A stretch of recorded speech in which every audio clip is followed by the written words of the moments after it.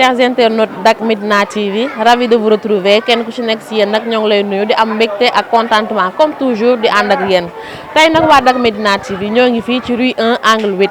à l'occasion nag ci benn conférence de presse bu waa association médinoise de l'insertion sociale des jeunes organisés comme ni ma leen ko waxee ñoom ñu ànd seeg seen président Ndongo Seye ànd seeg seen secrétaire général monsieur Félicité Ismaïla Tani ànd si tamit ak monsieur Ousmane Kanté mi nga xam ne moo jiite association AKMD mooy association xale Médina de la diaspora comme ni ma leen ko waxee ñoo ngi fii ci rue 1 programme bi dara du leen ci ëmp. commencé ko par le président de la république bi nga xam ne moo fi ne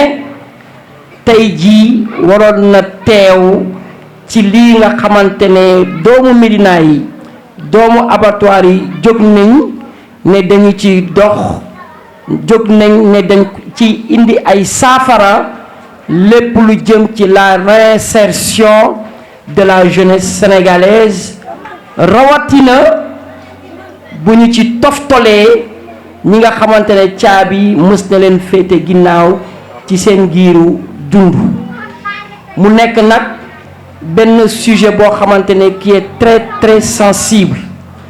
parce que dañuy faral naan avant ñu naan réinsertion sax yaakaar nañ war nañu mën a indi ce qu'on appelle l'insertion d'abord parce que mbir mi boo amuyee l'appui de la famille amoo l'appui des parents amoo l'appui ñi nga xamante ne ñoom nga bokkal fa ngay yeewoo yaakaar na l'insertion familiale li tubaab bi naan la famille c'est la cellule de base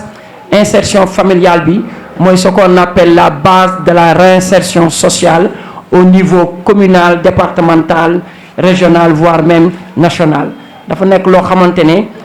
dafa am solo dafa am maanaa suñu rakk yii lii ñu yëkkati guléet muy ay doomu Médina man de ci sama xam-xam bu ndaw gisaguma dans le domaine du privé ay ndaw jóg naan dañu am des porteurs de projet pour ce qu'on appelle la réinsertion des anciens détenus de qui que ce soit ci biir Sénégal amu fi anecdote bu ndaw bi may joxe mooy toog naa suma buntu kër ab ndaw fekk ma fa ma toog heure bii ñëw ne ma grand ma ne ko na nga def mu ne ma ça va ndax dooma may paasu Kaolack ma ne ko paasu Kaolack ci guddi gii mu ne ma waaw mu ne ma parce que 100 mètres laa jógee léegi laa génn donc sama famille nga Kaolack dama bëggoon nga bay ma paas bu ko defee mu mën a ñibbi xale boobu keroog suñu kër la fanaan muy rue 1 angle 12 fii xëy suba ndekkeeg ñun ñu waajal ko préparer ko ak sama waajur ji jigéen jooju am ku baax kooku nekk ca dëgg tey muy ami jum ñu jox ko yóbbal pour mu mën a ñibbi ci ay mbokkoom c'est encore une fois pour dire Bello sas nga ñu Papisco sas ngeen ñu parce que tey jii li ngeen jóg ne da ngeen ciy dox dafa nekk loo xamante ne tey jii yaakaar naa c'est l'état du Sénégal moo leen waroon accompagner te yaakaar naa ne gëm naa ne mbootaay bii bu amee ay tànk ba jóg di dox day nekk mbiru état parce que kat ki ne xëyu ndaw yi yitteel na ma ki ne mettre na en place ay agence ci biir réew mi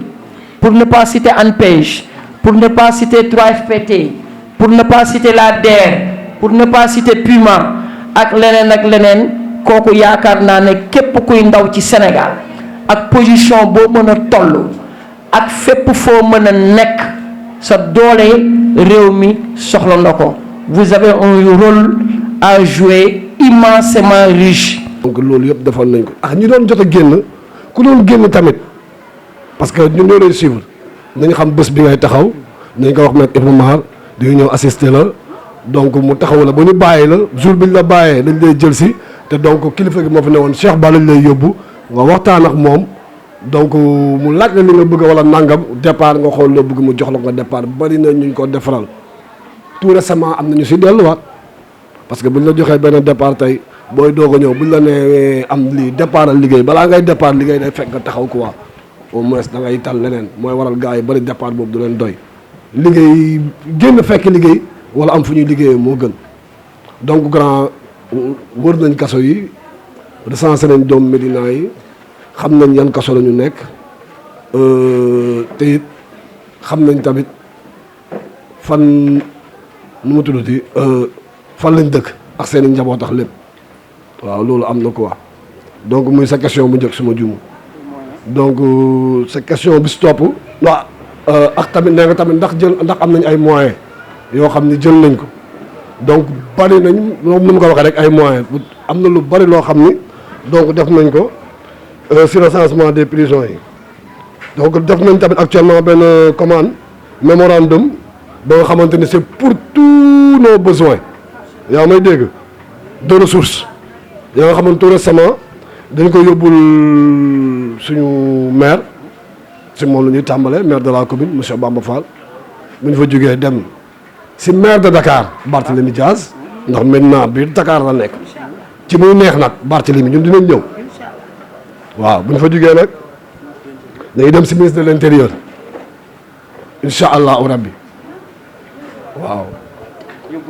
yóbbul leen mémorandum yëpp donc ñoom ñu xool ko donc loolu taxaw nañ ci tamit wax nga tamit si wàllum drogue bi donc ndax drogue bi si Médina bi li may wax comme ñun wax ji dafay leer nous sommes pas pour la drogue mais pour les drogués drogue bi am na ñu ko war a lijjanti biir Médina mais ñun lijjanti ñu drogue de xool ñu koy jaay wala ko jaayu loolu am na ñu ko war a def fii Médina am na fi donc ma koy nuyuwaat de passage monsieur le commissaire ndax moom tamit oyofal nañu yombalal nañu lu bari te it ni ñu ko gisee li mu si def ko am Pastef la si Médina te gëm naa ak moom y aura un changement waaw sans compter monsieur le préfet Djibi Diallo qui nous a tamit beaucoup aidé ba tey jii bu ñu mënee bâche fii sax ba oto jàll fi moom la bërki démb bi ma xale yi andilee seen carte bi jooy naa sama yaram daw na parce que lii dafa bokkoon ci sama projet mën naa wax ni 5 ans ci ren te yàlla moo ma tiim dama koy nas mais yàlla sottalu bu ko woon mais tey mën naa wax ni tey yàlla sottal na ko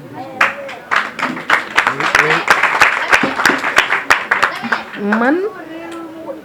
depuis 2013 chaque année damay def social mais chaque année damay nas boole ci sunu mbokk yi nekk fii ci prison mais yàlla dogalu ko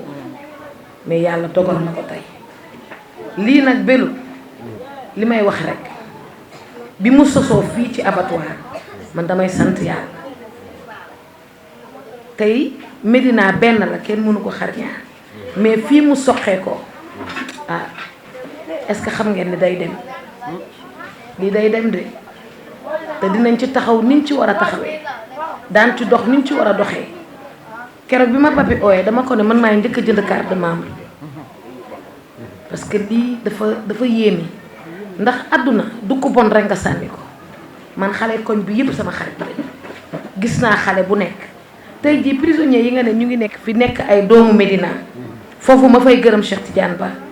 parce que nit bu defee lu baax sunu njaboot la ko defaral ñun ay yaay lañu digg man lu nekk laay dégg lu nekk laay gis ci ñi nga xamante ni seen doom yi ñu ngi leen téye ci prison bi def leen mandat de dépôt ay année kenn waxul seen ay wax seen waajur yi di ñëw si ñoom dama daan dem ci tribunal toujours procureur bi da daan wax ni boobu Ousmane Diagne moo fi nekk da daan wax naan xanaa asugee notable la parce que chaque jour mu andil ñu cas parce que yaay laa tey nag seen taxawaay bi ngeen taxaw nee ngeen fii dafa metti yàlla na ump jullit yëpp ñu fa newu ko mais nee nga métit foofu mu bañ a dal xale yi moo leen gënal kon loolu yaakaar naa ni loolu waajur bu nekk war nga ko dégg ndax affaire bi éducation de base bi la il faut ñu dellu maam yi niñ doon def dellu xale yi ñu dem jàngi alxuraan taxawaalu bi ci mbedd mi yaay yi il faut ñu jël ci seen part de responsabilité tey gis naa ay yaay yoo xamante ni xamuñu sax seen doom yi ci lu mu nekk te loolu yëpp te jigéen moom mooy defar société jigéen mooy société donc yaakaar naa ne association bii juddu message bi ñu lancé le président de la république dina ko jot te dina ko dégg. association bi ñun maîtriser nañu doomu Médina nombre bi nga xamante ne ni ñoo nekk ci kaso yi maag Bello ñoo ko dox tànk ak tànk amul transport instant bi liggéey bi ñu doon liggéey amoon na plus de 49 doomu Médina yi nga xamante ne ñoo doon tëdd longue peine maanaam ay correctionnel ak ñu nekk camp pénal mais loolu nag di ci rafetlu Cheikh Ahmed Tidiane Ba moo ñu ko santoon ñu dem indil ko ko teg ko ci taabal bi c'est que man Papis du ma ne nit tey da nga bon suba ma ne da nga baax Cheikh Ba gërëm nañ ko ci bu baax mais comme ñun instant bi ñu toll nii liggéey bi li nekk sama diggante ak Bello ak Grand Ousmane ak Awumbu ak Sabel ñun suñu xam-xam sax ñun dafa dépassé Médina man jamatuma Médina man waa Sénégal laay woo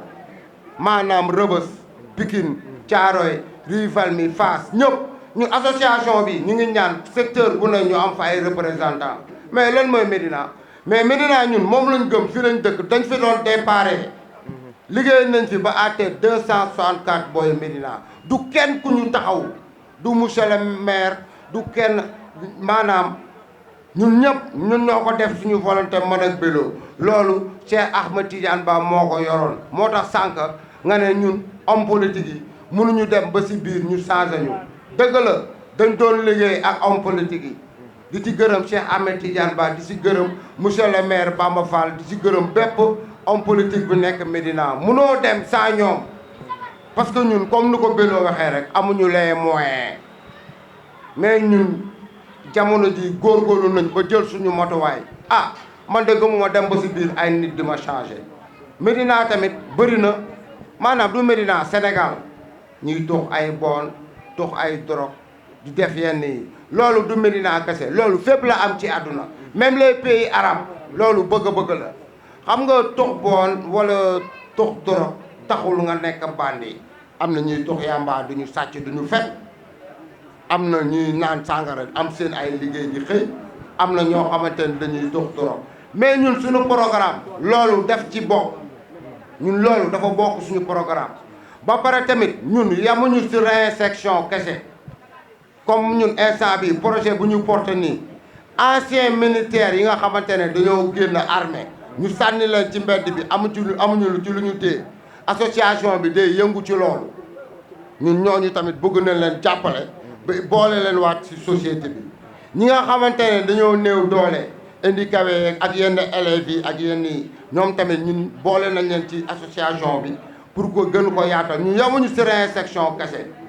maanaam Médina mooy suñu gox foofu la ñuy déparé mais instant bi ñun Sénégal lépp tey Médina boo ko déggee mooy Fass mooy Valmy mooy Colobane mooy Gueule Tapée te ñun lu ñu xas a def nii secteur bu ne bés nañ bëgg nañ fa am représentant yaatal liggéey bi. voilà comme ni ngeen ko gisee waxtaan nañu ak ñoom échanger nañu ak ñoom wax nañu lu ñu bëgg wax nañu seen doléance wax nañ lan mooy seen objectif ñu nekk ay jeunes yu déterminés ay jeunes yu engagés ay jeunes yoo xamante ne ni soxla nañu ku leen taxawu woon nañu nag tàllal nañ seen loxo ñëpp jiital ci président de la république bàyyiwuñu kenn képp koo xamante ne ni yaa ngi ci réew mi ngay autorité di bonne volonté nga ñëw accompagner leen dimbali leen parce que combat bi ñuy porté nag combat bu am solo la lii lañ leen indiloon bu leen fàtte mukk dem abonné suñu chaîne YouTube suñu page Facebook ak suñu site internet nii lay demee saa su ne ak Dak Médina dara du leen échappé information bépp boo xamante ne ni am na fi dinañ ci ànd ak yéen digteel leen ko ci anam yi mu gën a leeree seen nag sista ngeen ci àndal Fatima Diouf maa si moo nekkoon ci caméra bi ak monsieur Ba